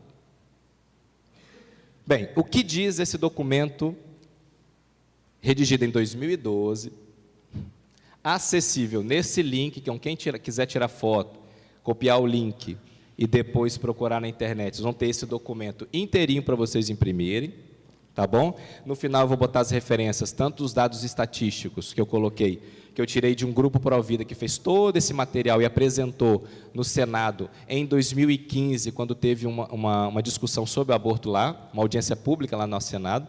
Eles destruíram, foram dados assim, eu mostrei para vocês aqui, os dados são, não tem como discutir com aqueles dados, né? Esse é o link, no final eu vou botar de novo. E o que diz esse documento? O que é a cultura da morte? Bem, em 1950, eu vou contar uma historinha aqui, de como tudo isso foi sendo conduzido. E foi a partir de 52, praticamente, né? Em 1952, nasce, se eu não me engano, nos Estados Unidos, o Conselho Populacional, ou Population Council, fundado pelo megabilionário John Rockefeller III. Está tudo aqui. Com a finalidade de implementar políticas internacionais de controle de crescimento populacional. Para esse megabilionário, por razões altamente escusas, o mundo, num crescimento contínuo da população pós-Segunda Guerra Mundial, que houve esse crescimento mesmo, ele provavelmente ia chegar num estágio que não teria comida para todo mundo, que foi o que a Roberta falou aqui. Ora, se vai faltar comida para todo mundo, isso se torna um problema para todos os países, em especial os países mais ricos, né? E aí, John Rockefeller III cria esse conselho para poder tentar, através dos Estados Unidos e no mundo inteiro, implementar políticas de controle populacional. E ele tinha dinheiro para isso. Nós estamos falando de uma pessoa mega bilionária.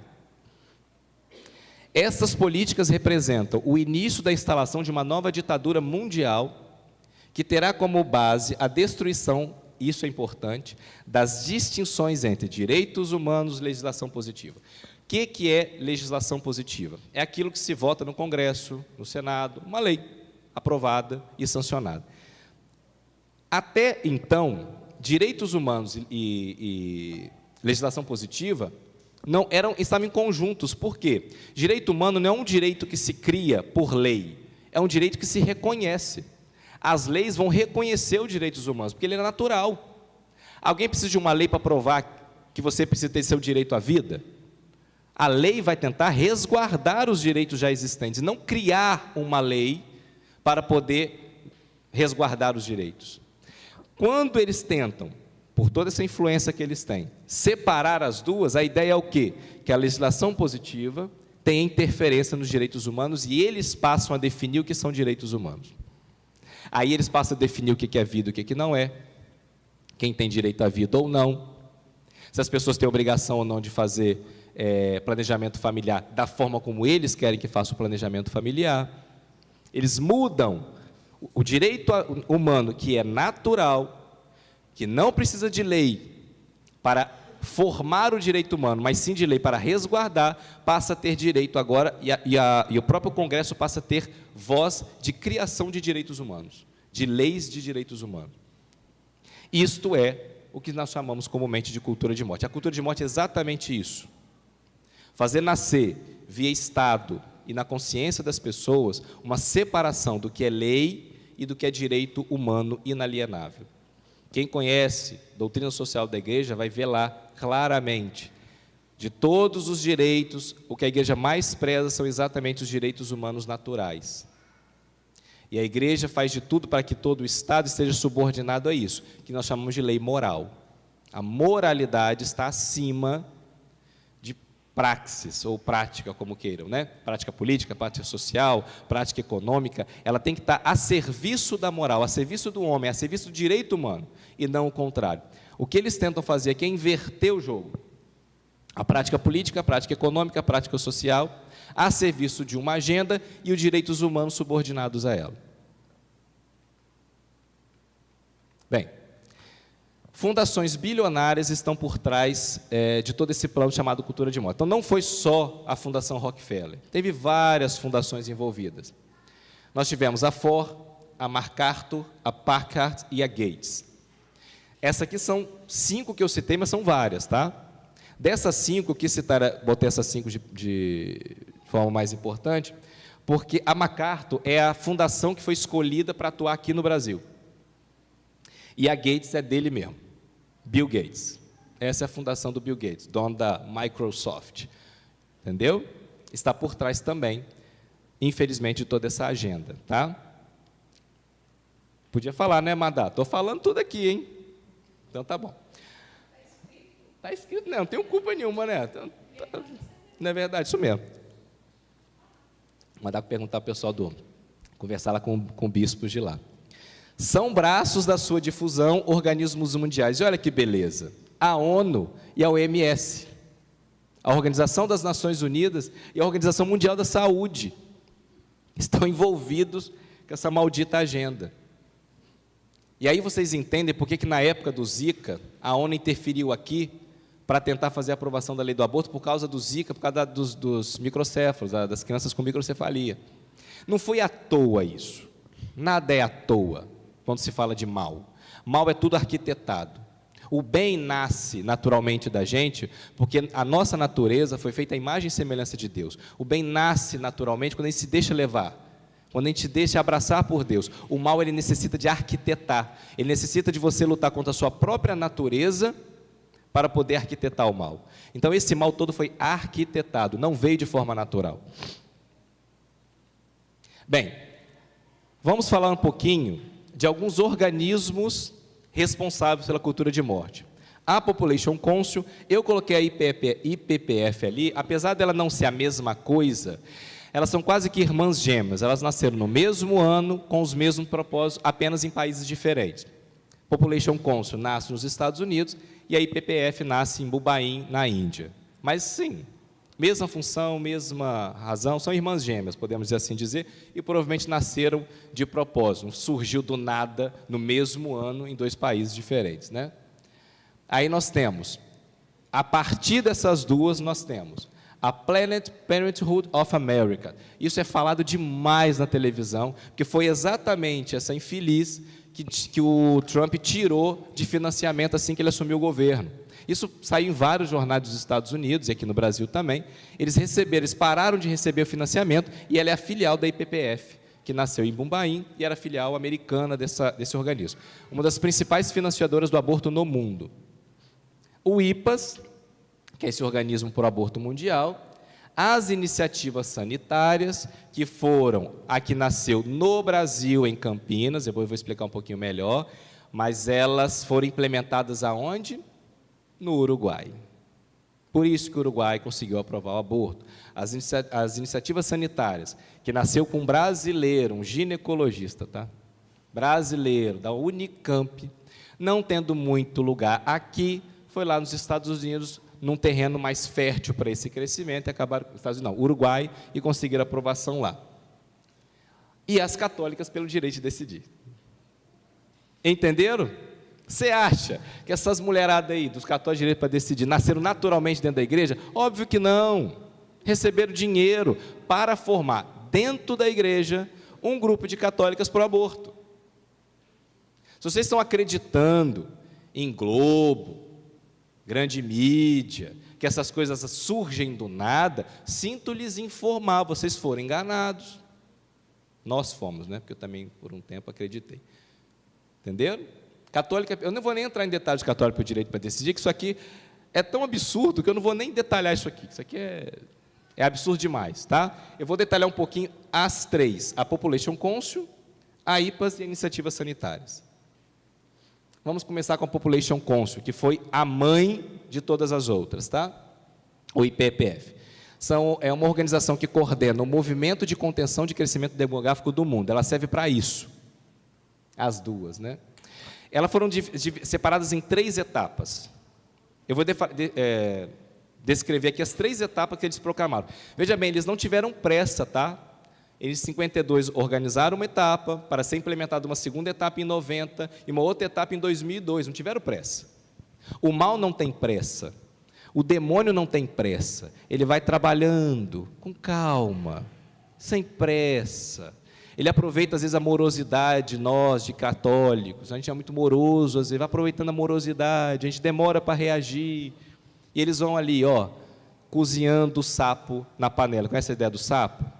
Você pegar um sapo, botar na panelinha e for esquentando a água, ele morre cozido sem saber que morreu cozido, sem pular dali. Porque ele foi cozido devagar. É exatamente isso que o mal faz, ele vai te cozinhando devagar. Então, a primeira etapa foi isso: promover o estabelecimento de uma rede mundial de especialistas e centros de estudos de demografia que pudesse dar apoio às fases seguintes. A primeira coisa que eles fizeram: financiaram grupos para criar falsas estatísticas. Daí aqueles dados lá, multiplica por 5, multiplica por 6, aqueles dados absurdos. Eles não surgiram do nada.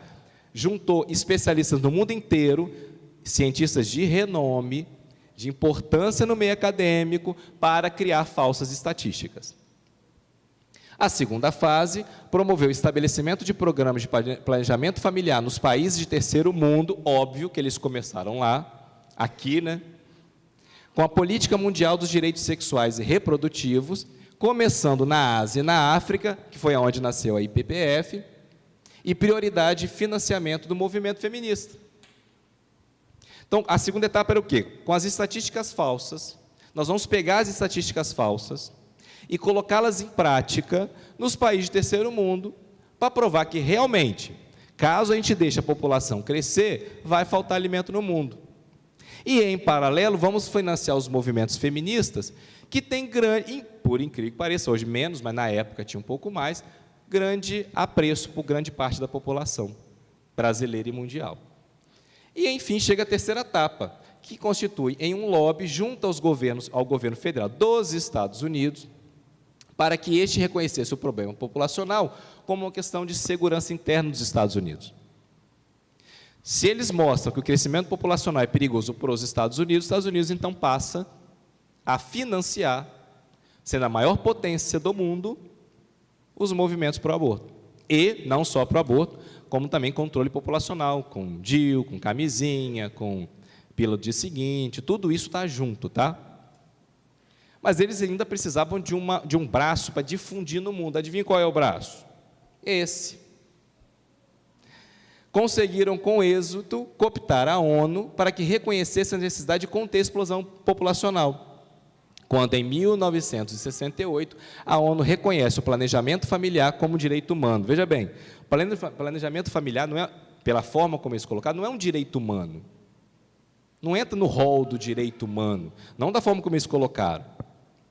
E eles colocam esse direito humano de controle de planejamento familiar mais como um controle populacional, e a ONU chega a fundar um fundo das Nações Unidas para atividades populacionais. E a ONU passa a ser agora um braço ativo da cultura da morte. Bem, o que é o IPAS, afinal de contas? O IPAS distribui equipamentos para práticas de abortos, assessora a clínica de abortos e promove cursos para médicos em procedimentos de aborto em todo o mundo. Essa é a função do IPAS. Treinamento para que as pessoas possam praticar o aborto. No Brasil, o IPAS, em parceria com o governo federal, e estamos falando do governo federal de 2012, na época era Dilma, tá? Promove regularmente cursos sobre aborto na maioria das grandes maternidades e escolas de medicina. Vou abrir um parênteses. Todo mundo já deve ter escutado ou assistido um trecho da palestra do Padre Léo, se eu não me engano, em 2010, 2011, por aí. Não, 2006, 2005. 2006, 2005, que tinha morrido em 2007. Onde ele fala do absurdo que ele achou do Lula se declarando católico, colocando para se discutir o aborto como lei. Todo mundo ficou sabendo de umas diretrizes do PT na época, né? E o Padre Léo, sabendo disso, ele, corajoso como era, botou o dedo na ferida e abriu abertamente. Esse vídeo está circulando na internet, até hoje, 2005, 2006.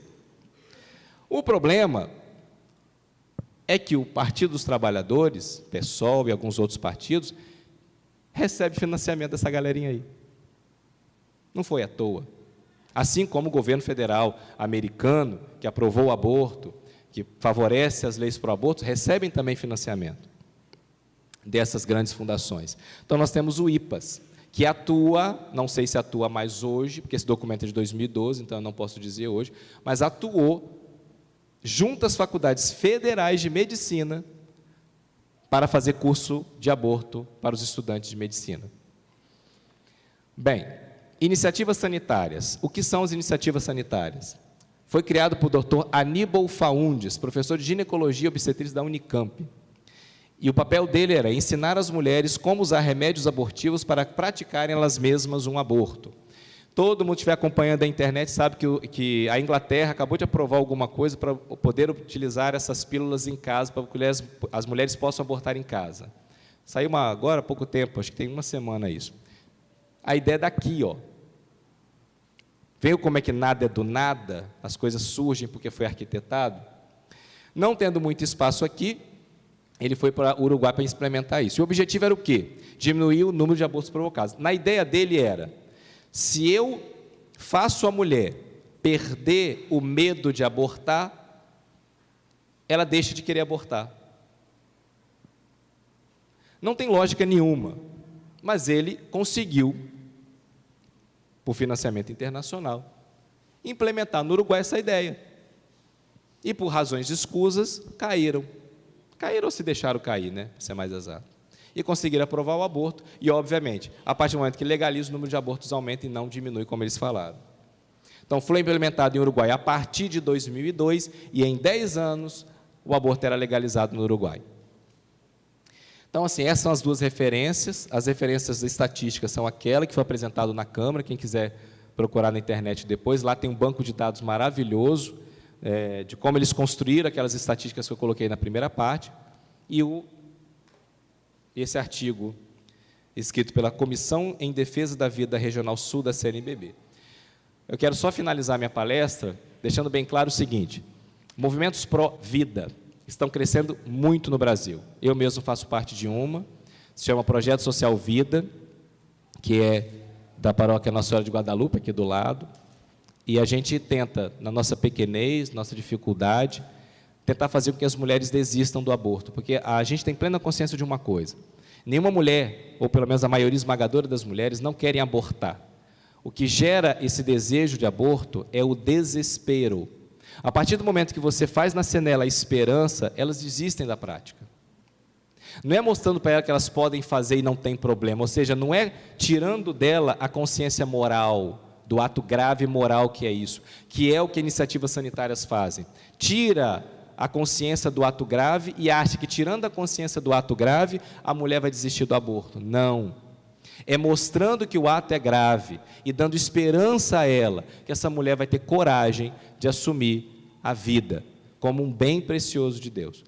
Então, assim, quem puder ajudar, quem quiser fazer parte, depois entra em contato comigo ali, porque eu acrescento no grupo lá do Projeto Social Vida, e estamos precisando de apoio, seja financeiro, inclusive político. Vocês entenderam agora que o nosso voto, e eu faço minhas palavras de Bento XVI em 2010, quando já se tinha conversa disso aqui, porque isso aqui foi redigido em 2012, mas obviamente não nasceu em 2012, quando Bento XVI, em 2010, conversando e numa audiência com os bispos do Brasil, deixou bem claro uma coisa, deu essa ordem para os bispos: formem a consciência do povo católico do Brasil, para que de todas as formas, e em especial com o voto, não colabore com a agenda da cultura da morte.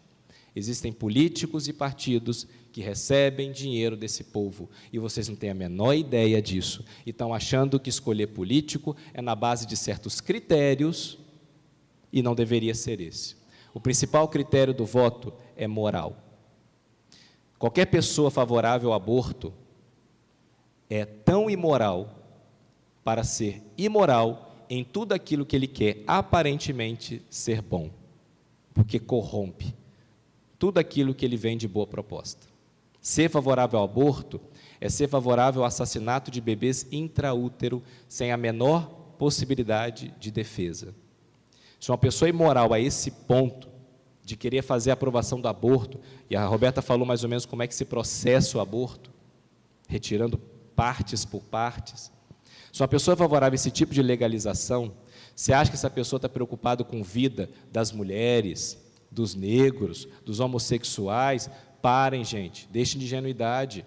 Se uma pessoa é favorável ao aborto, ele não é moral, ele não tem moral suficiente para ser favorável a nada de bom. Provavelmente tudo que ele é favorável é corrompido por interesses escusos. Tomem cuidado nas eleições desse ano. Tenhamos a consciência de que o nosso voto de católico não é apenas um voto num político, é um voto também contra uma agenda. Tá bom? Aí nós vamos fazer o debate aqui, vamos abrir as perguntas, tá ok? Em relação à pesquisa de estudos de células tronco. Pesquisa de? Células tronco. Qual é a sua opinião sobre a sua coisa? Bom, graças a Deus, a minha opinião é a opinião da igreja. Ok? Então, a primeira dica que eu vou dar para vocês é o seguinte: quando a sua opinião não for igual à opinião da igreja, estuda um pouquinho mais a igreja, que ela vai acabar se tornando a opinião da igreja, tá? Mas a minha opinião é igual à opinião da igreja. Células tronco são uma coisa espetacular. Quando a medicina descobriu, a gente falou: descobrimos a cura do câncer, descobrimos a cura do Alzheimer, descobrimos a cura de tudo. Porque o que é as células tronco? Né? Elas são células, não tem que eu falei que aquele zigoto lá tem potencial de gerar um indivíduo? Células tronco são células assim, são células, elas são totipotentes, elas têm condições de formar qualquer tecido humano. olho, neurônio, osso, tudo, né? Então, quando a medicina descobriu células-tronco, a gente falou, nossa, a gente pode consertar qualquer coisa agora. Ah, está precisando de um fígado? A gente faz um fígado. Está precisando de um rim? A gente faz um rim. Está precisando de neurônio? A gente faz um neurônio. Achamos né? No final, então, se investiu muito dinheiro nas células-tronco, e no final não foi assim tanto. O negócio não foi nossa, que maravilha, né? Você vê que isso já tem anos e até hoje não é uma coisa assim, né? Mas produzir fetos para gerar células-tronco é algo absurdamente amoral. É melhor matar a pessoa que está precisando daquele órgão, então. Né? Se a gente vai pensar no controle populacional, por exemplo, o cara que fala que vão fazer aborto para fazer controle populacional, então vão matar você, meu amigo. Você está comendo muito mais do que um bebê come, né? Sua parte produtiva da vida já passou, agora você já está em declínio, então já dá para você matar, o cara vai produzir mais que você. Então, né, não existe. Né? Fora que é um outro controle populacional que você falou, sobre aborto, que a liberação do aborto pelo SUS vai aumentar o aborto na população pobre. Porque aborto na população rica, eles pagam clínicas caras e fazem aborto clandestino.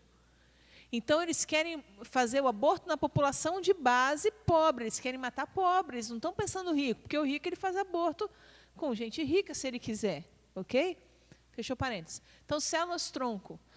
As células do cordão umbilical do bebê têm células-tronco. Então, a gente não precisa matar feto para pegar células-tronco. Existem células-tronco que são lícitas no cordão umbilical. Hoje em dia, né, eu tenho até um professor de patologia meu que fala que é um absurdo isso. Né? Hoje, quando existe o parto, a placenta e o cordão umbilical são jogados no lixo, né? Em 99% dos casos. Quando há alguma malformação fetal ou algum problema, a gente manda para estudo, mas é pouco, né? A maioria vai para o lixo. Então, ele falava, gente, é um tesouro que está indo para o lixo, não pode jogar no lixo. Então, pode-se tirar células-tronco do cordão umbilical e não precisa matar o neném para isso, nem produzir feto para isso. Ok? É igual, por exemplo, tem vários filmes sobre isso, por exemplo, né? Dos clones, né?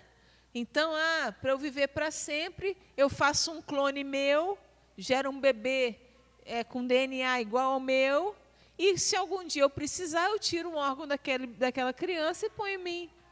Porque vai ser compatível geneticamente. Né? Tem até filmes com isso. Isso é manipulação da vida. Nenhuma vida é mais preciosa que a outra. A vida é um dom com igual valor. Então, eu não posso gerar uma pessoa e tirar a vida dela para dar a vida para mim. Isso é a manipulação da vida pelo dinheiro financeiro. Então, não existe sentido. Já que a gente pode falar, vou falar. Não tem essa manipulação que o Rômulo falou, que a gente vai sendo preparado para aprovar as coisas? Deixa de ser ingênuo. Gente, cristão que vê novela, para mim, gente, ele não entendeu nada do negócio, nada, gente. As novelas brasileiras nos formam gradativamente e agora absurdamente, claramente, para aquilo que a cultura de morte quer gerar. Então, é tudo gradativo. Eles começam a mostrar uma coisa na novela, no ano que vem começa a mostrar outra coisa, no outro ano está vindo a lei para o povo aprovar e o povo aprovando. Abre o olho. Olha a pedofilia aí. Colocaram no BBB, depois colocaram na novela agora, e vão querer aprovar a pedofilia daqui a alguns anos. E a população pateta vendo novela como se fosse algo ingênuo. Nada é ingênuo, tá bom? Eu estou falando porque passa na televisão, passa na televisão. Malhação dando aula de ideologia de gênero, 5h30 da tarde. Por que a cultura da morte apoia o movimento LGBT? É porque eles querem dar dignidade para os homossexuais? É porque eles querem dar dignidade para os transexuais? A igreja quer dar dignidade para os homossexuais, quer acolher as pessoas e dar dignidade. Eles não. É porque o único relacionamento que é fértil é o heterossexual. É simples assim. É simples assim. Então, você que tem uma vida homossexual, que tem uma questão, a igreja quer te acolher e te dar dignidade. Agora, não acredite que esse povo que está lá está defendendo seus interesses, porque eles não estão defendendo seus interesses. Falei. Pronto, falei. E é bom que vocês saibam que a maioria da grande mídia internacional e nacional é financiada por aquelas fundações que eu coloquei ali. Essas pessoas não ficam, esses organismos não ficam bilionários do nada, porque por causa tanto que a própria Globo, isso, o próprio site da União fala que a Globo recebeu bilhões do governo federal para fazer propaganda. Tenha santa paciência. É em prol de uma agenda. A Globo não cria nada do nada. Ela cria de uma cabeça pensante para poder formular isso. Começa primeiro, igual a novela Roque Santeiro, que na minha estupidez eu acreditava. Está denunciando a idade. Tá, vai dizer que não é da sua época, não. Vem com esse papo, não. Olha aqui. Tá bom. Eu tenho 37. Eu também. Aí, ó. Tá. Enfim. Vem com esse papo, não. Roque Santeiro, por exemplo, na época, pior de tudo, que agora você me inibiu de falar o negócio aqui. Mas tá bom. Roque Santeiro, na época, ele colocou 2 padres na novela. Não sei se vocês lembram disso. Lembra aí, gente. Colocou 2 padres na novela. Um era um padre liberal, que se relacionou com a menina, e o padre que, teoricamente, era mais fiel à igreja, era um padre ultrapassado. Quem assistiu Dorô novela, também gostei, infelizmente naquela época, né? Eu tinha 6, 7 anos. Aí, assim, as pessoas caíram no jogo, e quando você menos percebe, porque isso aqui, gente, o demônio, ele joga uma pequena sementinha, ele não vai vir com um elefante para cima de você, para deixar bem claro que tem um elefante na sua frente. Ele vem com a sementinha. Padre liberal. Aí daqui na segunda novela bota um outro padre liberal, fala assim, o padre tinha que ter direito a casar. Aí o padre se apaixona. Não é, não. O padre sofre. Seguiu o coração, seguiu o coração, e tem direito de amar. Não é assim? Cada novela vai inoculando veneninho ali, outro veneninho aqui, aí vem jornalismo e inocula mais um pouquinho, porque vocês acham que o jornalismo é em prol da verdade? Dentro de um organismo desse, de todo o sistema de cultura de morte que eu acabei de mostrar? E vai inoculando ali. E quando você menos espera, tem uma penca de católico defendendo que padre tem que casar, sem nem entender o que é a importância do celibato para a igreja. Não tem a menor ideia do que é o celibato na igreja, não se dá o trabalho de estudar o que é a importância do celibato da igreja, querendo que padre case. A Globo e as opiniões pessoais formadas por esse tipo de coisa, eu estou falando do Globo aqui, mas grande mídia de uma forma geral, eles vão formando a cabeça da gente e a gente acha que a opinião é nossa. A gente é muito estúpido. A gente acha mesmo que a opinião é nossa. Não é, meu querido, você foi formado para pensar assim, deixe de ser bobo. Sejam fiéis à igreja. Sendo fiel à igreja, o que a Roberta falou? Você concorda com a igreja. Meu filho, você está na verdade, acabou. Acabou. Não tem chance de erro. Entendeu? E eu sou médica, sou ginecologista. Então, olha a área que eu atuo, gente. Ginecologista obstetra. Eu realmente falo para você. Se tem algo que você ainda não concorda com a igreja, eu te dou assim, um desafio. Vai estudar o porquê que a igreja fala aquilo, que eu te garanto que você vai concordar com a igreja. Entendeu? É muito simples. Vamos, mais perguntas? Existe a liberdade do médico de escolher o que ele faz, desde que não seja uma emergência. Então, quando é uma emergência, ele é obrigado a fazer para salvar a vida da pessoa, mesmo que seja contra a religião dele. Mas se não for um caso de emergência, ele pode sim optar por não fazer e encaminhar a pessoa para outra equipe. Eu já passei por algumas situações assim. Por exemplo, uma vez eu fui fazer uma cirurgia, acompanhar uma cirurgia com outro médico muito renomado, uma pessoa que eu estava acompanhando já há tempos em cirurgias grandes. E ele falou, Roberto, uma cirurgia de câncer, tal, nós vamos tirar o útero da paciente, tal, beleza, estou lá, tal hora, ok. Cheguei no centro cirúrgico, quando eu fui ler o caso, ela estava grávida de início. E a gente ia retirar o útero por causa de um câncer uterino. Gente, eu gelei de cima e embaixo. Falei, meu pai do céu, o que eu faço agora? Porque a equipe era eu e ele. Era eu e ele. E ele não pode operar sozinho. ela estava com um câncer de colo de útero, mas estava grávida de início. Eu não sabia que ela estava grávida. Eu fui fazer uma cirurgia de câncer de colo de útero. E eu fui para o banheiro, eu rezei. Falei, meu pai, como é que eu faço isso agora aqui? E ele estava vendo a paciente já deitada na cama ali, pré-anestesia, e eu chamei ele no canto e falei, olha, eu admiro muito o senhor, agradeço muito pelo aprendizado que eu estou tendo com você, mas nessa cirurgia eu não entro. Eu vou ficar até o final aqui com você, se você quiser, mas isso eu não faço. Aí ele, comecei e tal, conversei mais um pouco, expliquei mais um pouco, ele aceitou, ligou para outro médico e veio. Fiquei ali até o final com a paciente, mas não participei do ato. Eu sei que aconteceu, mas eu tenho certeza que uma pulga atrás da orelha dele eu coloquei. E uma outra vez que teve um caso, eu era residente ainda, de ginecologia, e que teve um aborto autorizado pelo juiz por estupro. Chegou no meu plantão. E aí eu chamei o preceptor e falei, eu não faço. E ele fazia muito, né? Ele, inclusive, enfim. E aí eu falei, olha, não vou fazer. Ele, mas você vai? Eu falei, não, sou obrigada a fazer. Ele, não, mas você tem que fazer, você está na residência. Eu falei, não tenho que fazer, sou médica, eu não vou fazer. Com ele, né, com a paciente. Eu tratei com todo respeito, carinho, fiquei com ela, acompanhei, conversei, falei. E aí ele fez e eu não fiz. Então, a gente tem essa liberdade de escolher ou não. Tanto que tem uma campanha no Facebook, até compartilhei também, não sei se você compartilhou, que fala, aborto, não conte comigo. Os médicos falando, porque a gente tem o direito de não aceitar fazer.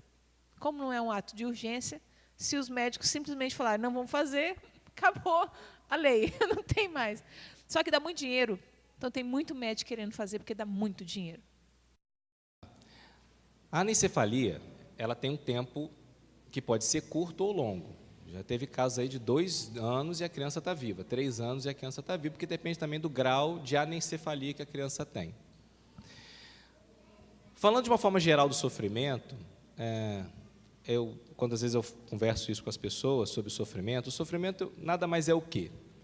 A gente é apegado às coisas da terra, a gente é apegado aqui. Filhos, inclusive, filhos, pai, mãe, esposo, dinheiro, esposa, carro, enfim, a gente é apegado. O sofrimento é essa sensação de perda ou falta de controle sobre aquilo que eu tenho apego. Por isso que na vida dos santos, o sofrimento sempre era visto como algo, apesar da dor, positivo. Porque o sofrimento gerava no santo desapego daquilo que prendia a terra e liberava ele para o céu. Então, sofrimento, quanto mais sofrimento a gente... Não estou querendo aqui que a gente seja masoquista, ficar buscando sofrimento, não.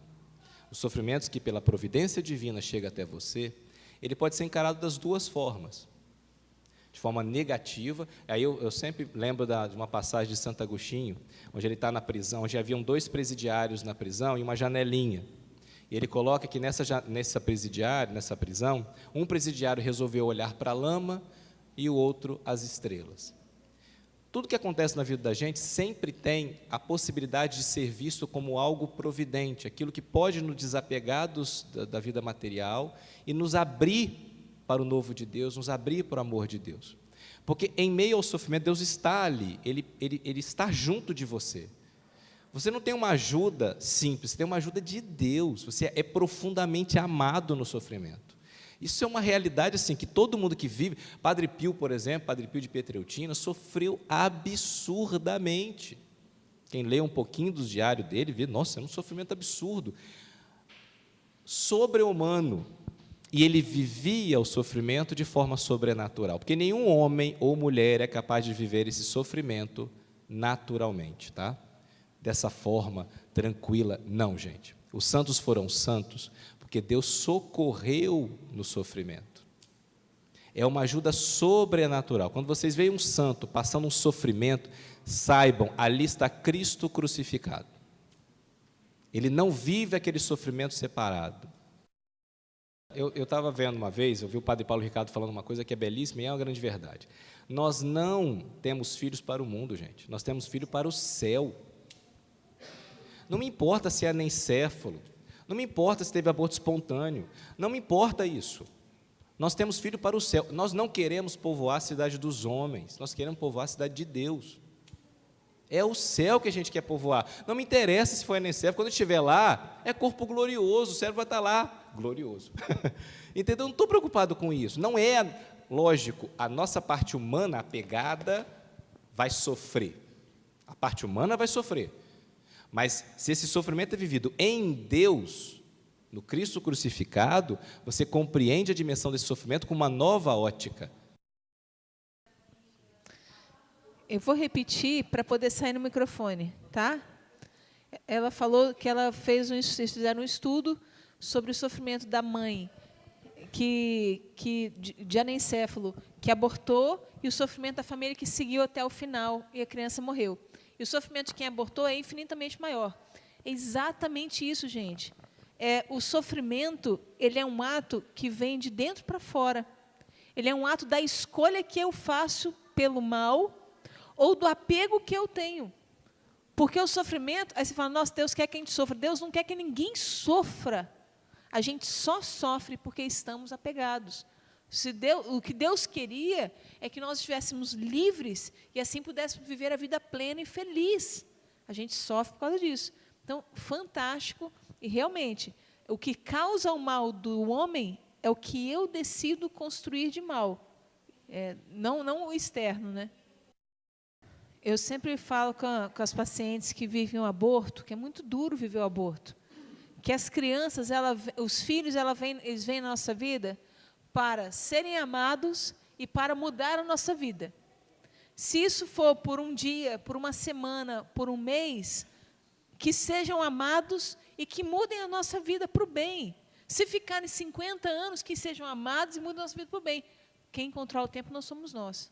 Se a criança cumprir o seu papel, ela pode ir para o céu na hora que for o tempo dela.